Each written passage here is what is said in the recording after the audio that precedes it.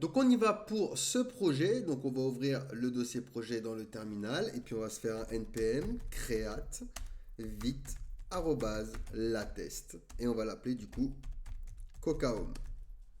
Hop, on va confirmer le nom du package, on va choisir React et on va choisir du JavaScript classique. Donc cd Coca-Home et npm i pour install. Donc vous avez dans les fichiers sources normalement les images, donc vous avez l'image du produit, vous avez également les petites icônes. Alors d'ailleurs je les ai dupliquées, hop, par erreur. Vous avez du coup les petites icônes également qui vont correspondre au drapeau pour pouvoir toggle la langue, d'accord donc. Et le fichier data, donc qui correspond à une variable qui s'appelle traduction, qui a à l'intérieur une série d'objets pour chaque langue, avec à chaque fois title, txt, btn, sctn, etc., etc. Donc ça, on va récupérer ce contenu pour l'afficher dynamiquement. Donc ici, on va faire npm run dev pour lancer notre application. Nickel, hop, on clique et on va venir du coup se faire un ménage directement. Donc on va venir dans Coca Home. Ce qu'on va pouvoir faire également, c'est récupérer hop, tout ça, copier, et on va venir le coller dans Asset. Donc, hop. Alors, il n'a pas compris que je voulais le copier.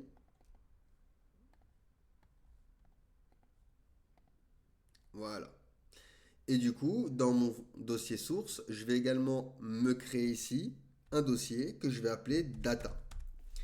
Et ici, je vais glisser data à l'intérieur. Alors, pourquoi il m'a fait un asset copy? Voilà, comme ça, mes datas sont ici. Dans le app.jsx, on va se faire un petit ménage. Donc, on efface tout ça, on efface tout ça. On va effacer tout ça. Parfait. Et on va venir dans le app.css également, hop, effacer tout le contenu. main.css, enfin l'index.css également.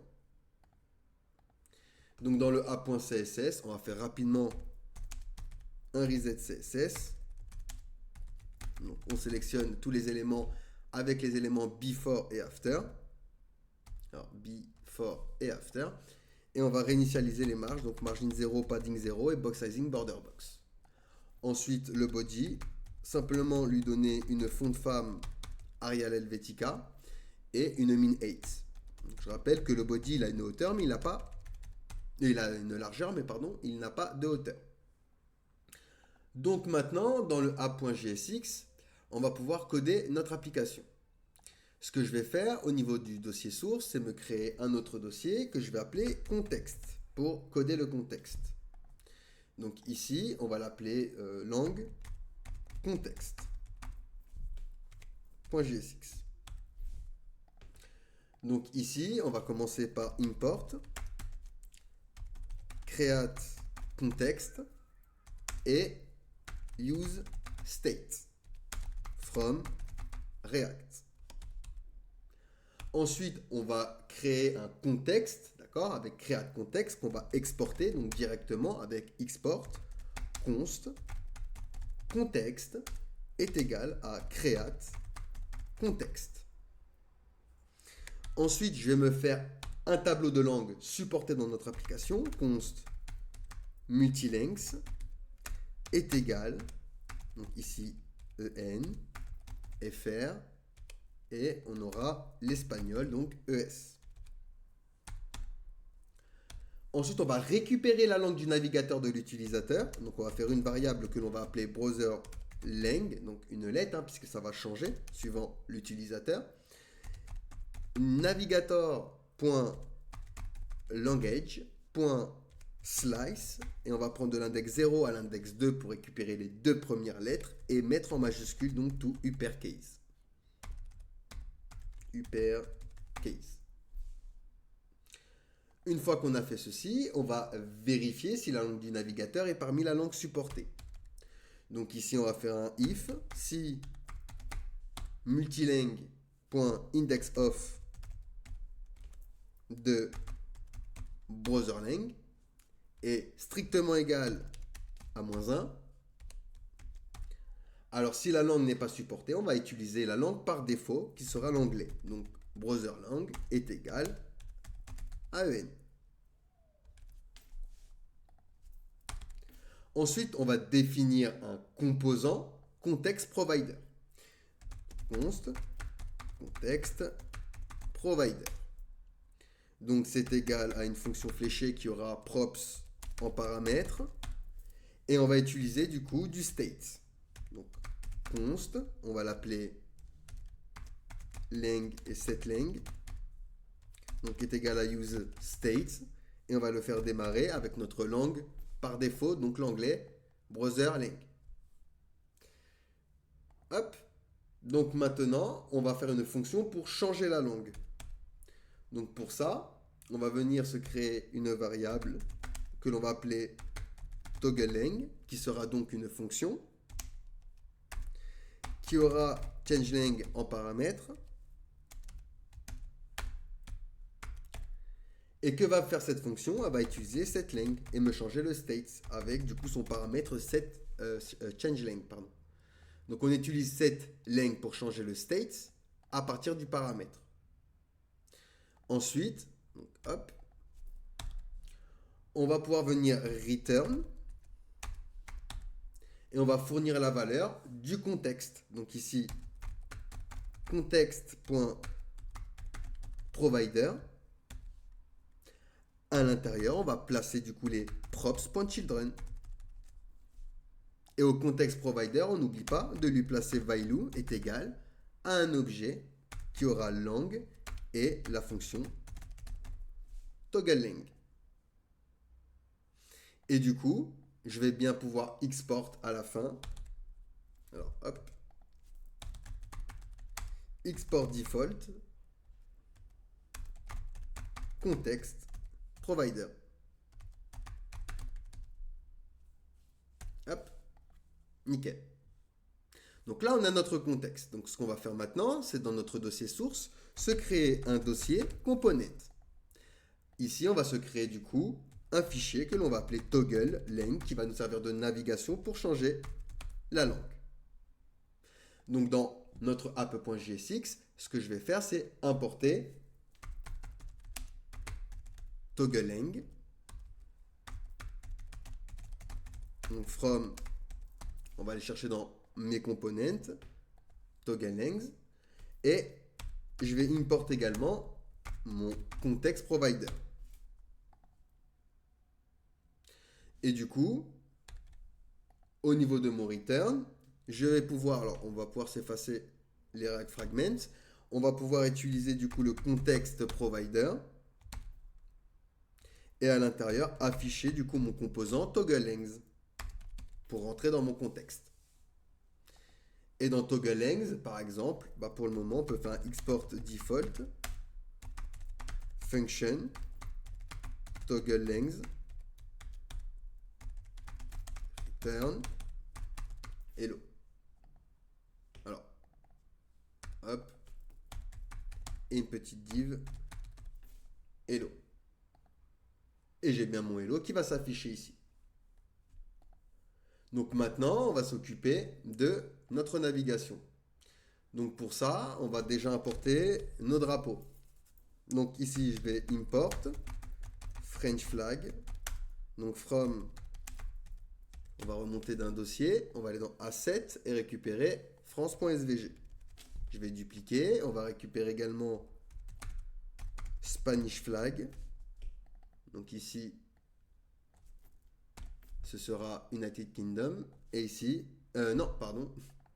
Spanish, c'est l'Espagne. C'est Spain. Et ici, ce sera United Kingdom. Donc, English flag. Donc, on récupère nos dossiers sources dans Assets.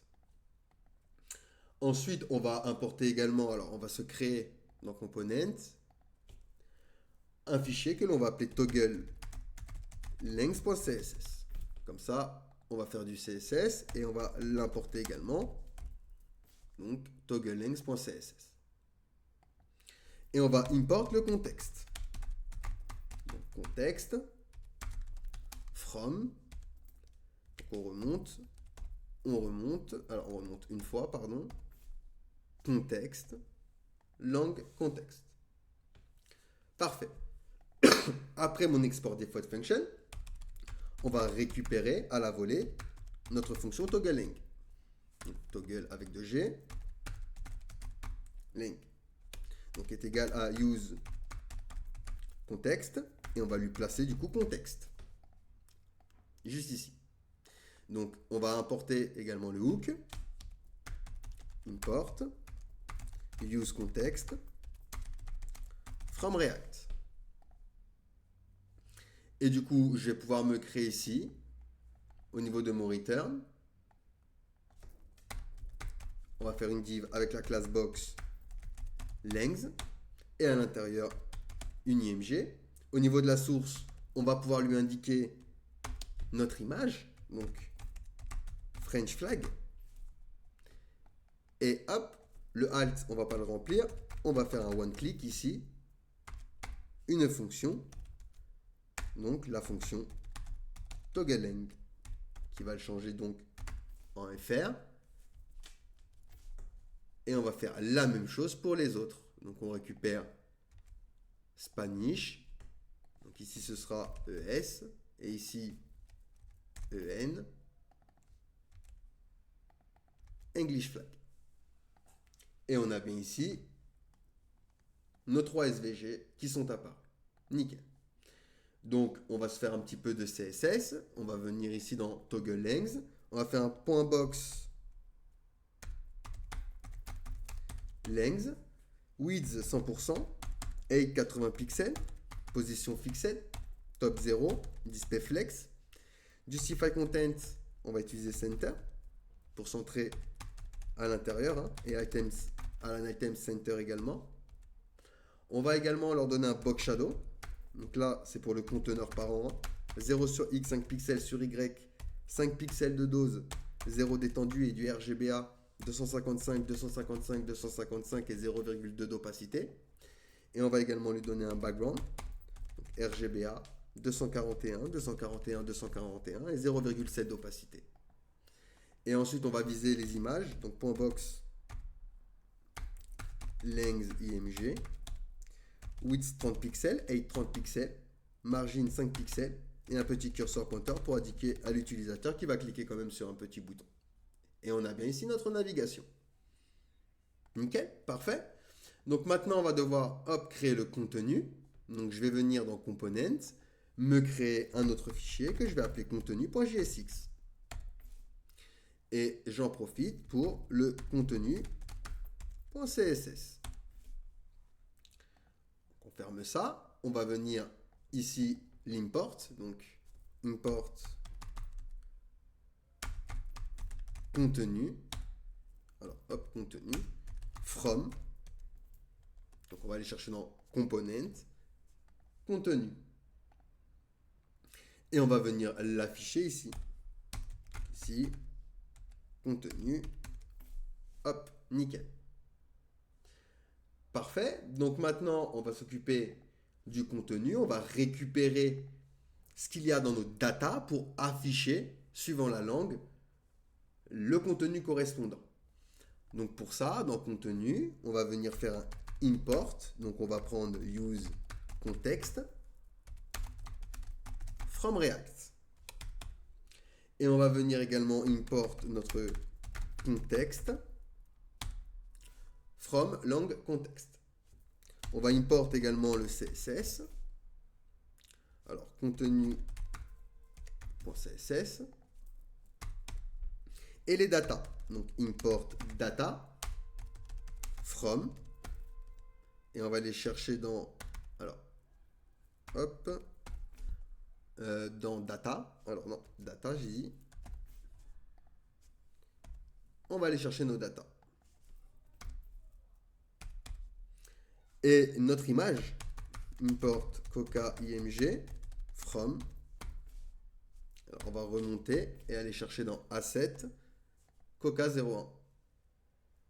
Ensuite, on va export default, une function qui va s'appeler contenu. C'est un composant. Et hop. Alors, petit chevron en trop. On va récupérer du coup la langue. Donc use contexte. Et on lui place du coup contexte. Parfait, nickel. Donc du coup, on va pouvoir venir return une div avec la classe globale. À l'intérieur, une div avec la classe item left. Je vais également me faire une div avec la classe item white. À l'intérieur d'item white, ce sera l'image. Donc source, ici, je vais venir placer Coca IMG. Le alt ici, on peut l'effacer. Donc hop, on a bien ici le Coca. Et au niveau du contenu, on va se faire un H1. Donc on va lui donner une classe également. Hop. Title. Et on va venir chercher, alors, entre nos accolades, data. On va faire un data de length.title pour récupérer du coup le titre de notre objet. .title. Et on a bien ici une nouvelle sensation. Et si j'appuie sur une langue, regardez, ça va bien changer. Donc maintenant, il ne nous reste plus qu'à afficher le contenu. Donc ici, je vais faire un P. On va lui donner également une classe, subtitle. On va faire également ceci. Donc, on peut le copier. Hop. Et ce sera TXT. Donc on lui place TXT. Après, on va s'occuper du contenu, donc CTN. Donc je vais venir ici et faire un P. Alors on va lui donner une classe également. On va lui donner la classe TXT. Alors texte plutôt. Hop, donc ici ce sera CTN pour contenu. Et ensuite on aura un bouton. Button. Et à l'intérieur, du coup, ce sera .btn. On récupère, hop, ceci, btn. Donc on revient dans contenu. Nickel. Donc, on a tout ce qu'il faut. On va pouvoir passer au CSS. Donc, on va venir dans le contenu. On va faire un petit peu de CSS. Point global, width 100%. Min 8 100 VH, donc une hauteur minimum de 100 VH, padding 100 pixels, display flex, justify content, on va utiliser space between, align items, on va utiliser center, ensuite flex wrap, on va utiliser wrap, background RGB 000. Ensuite, on va s'occuper de item left, donc là où il y a tous les écritures, etc. Ou d'abord du white, parce que l'image va peut-être un peu nous embêter. Alors, on va s'occuper d'abord du droit. Donc, point item white, display flex. Alors, on va utiliser justify content center et align item center. Et on va lui donner une position relative. Ensuite, je vais viser l'image. Et l'image, je vais lui dire IMG. Max width de 500 pixels. Position relative et z-index 3. Pourquoi? Parce qu'on va lui donner un élément after.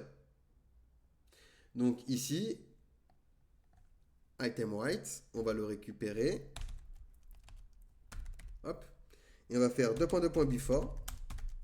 Donc qui dit before dit contente même s'il est vide. Ça c'est la règle.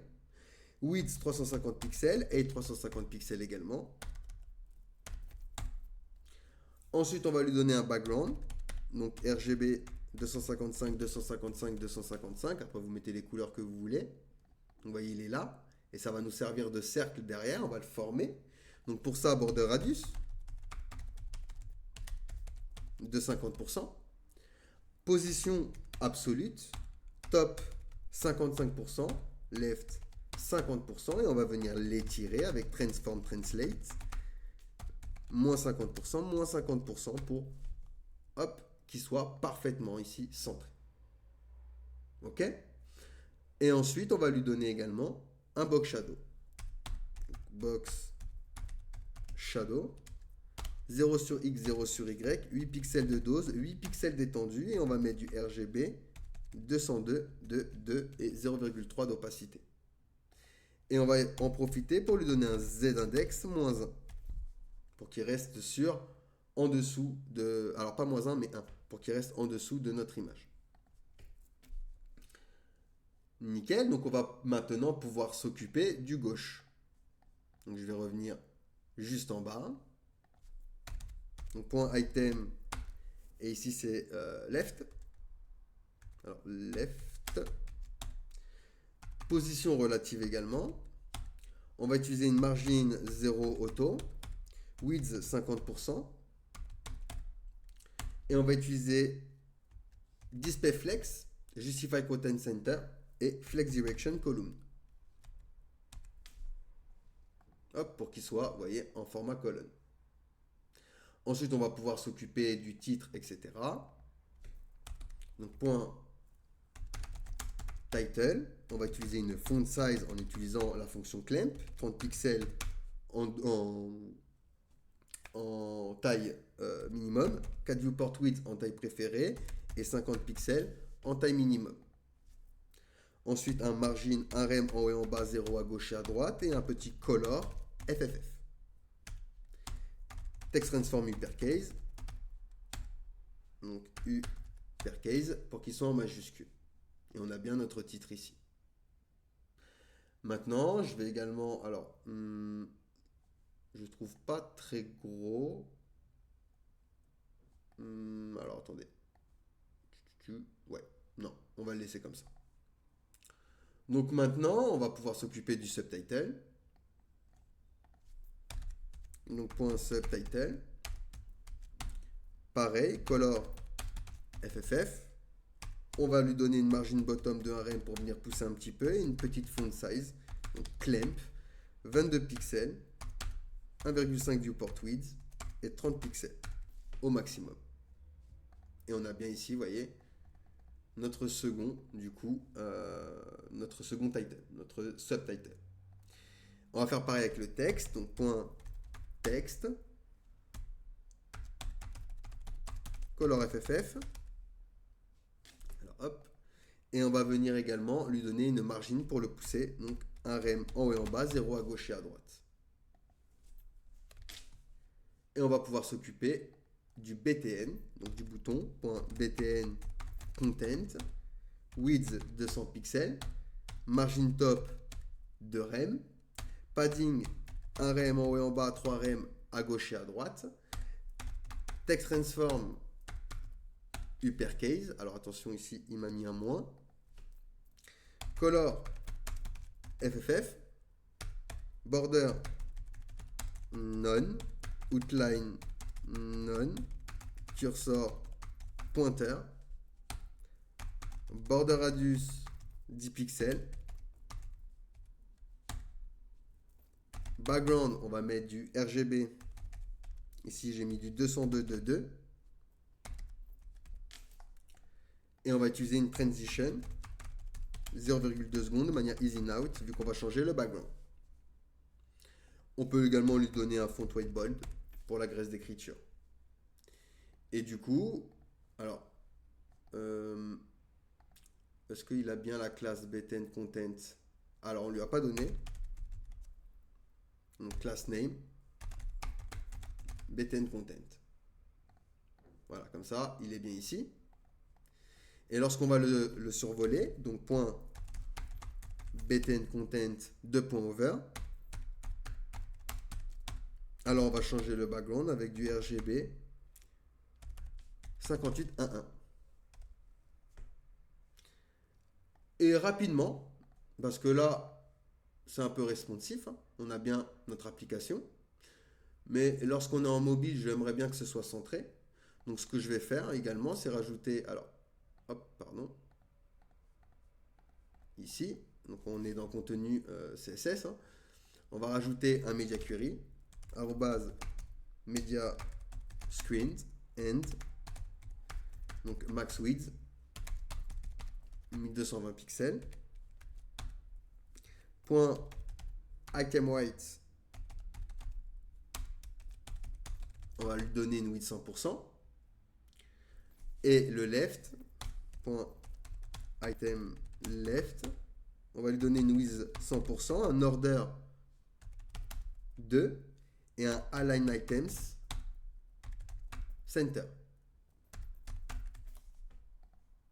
Comme ça, on le place en deuxième position. En mode portable, on veut d'abord l'image. Et ensuite, pour centrer le texte, je vais venir dire point title, point subtitle et point text, text line center. Et hop, ils vont bien venir se centrer en mode mobile. Et là, j'ai bien mon mode mobile et mon mode desktop. Et on a fini notre application. On a utilisé use context et lorsque je vais cliquer sur la langue, je vais avoir du coup la langue différente et elle va détecter automatiquement la langue du navigateur de l'utilisateur. Si jamais ce n'est pas une langue qui est dans notre tableau, il va utiliser du coup la langue par défaut qui est l'anglais. Donc l'afficher comme ceci, s'il ne détecte pas l'application. Et hop, on a bien notre application. Allez, posez-moi des questions si vous en avez, sinon on va pouvoir passer à la suite.